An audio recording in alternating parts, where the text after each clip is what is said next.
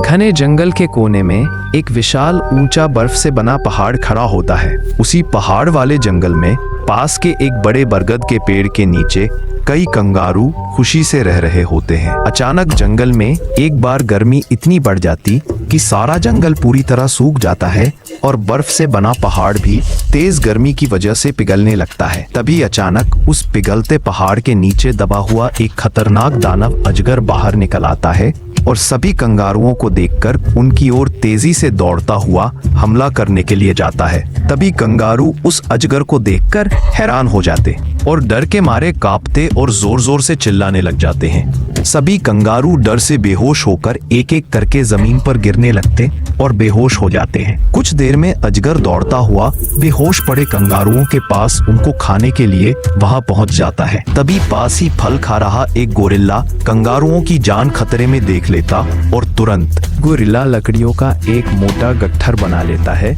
और उस गट्ठर को फौरन आग से जला देता है।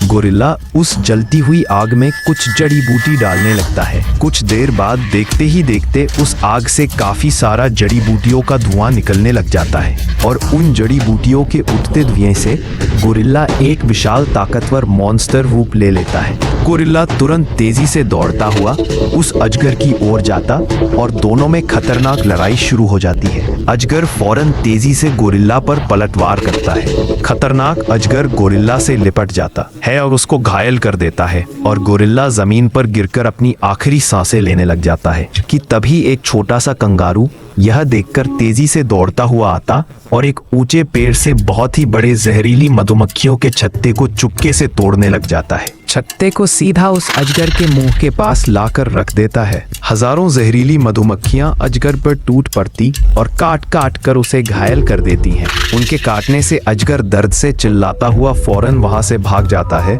कि तभी छोटा कंगारू वहां आता और घायल गोरिल्ला को जंगल की एक जड़ी बूटी खिला देता है और कुछ ही देर बाद गोरिल्ला के घाव भर जाते और तुरंत ठीक हो जाता है। अचानक कुछ देर बाद चारों ओर बादल छा जाते और जंगल में तेज बारिश होने लगती है। बारिश से सभी कंगारू धीरे धीरे होश में आने लगते और सभी अपने आप को जिंदा देखकर बारिश में खुशी से उछलने कूदने लगते हैं। लेकिन किसी ने इस छोटे कंगारू की समझदारी के लिए अभी तक लाइक सब्सक्राइब नहीं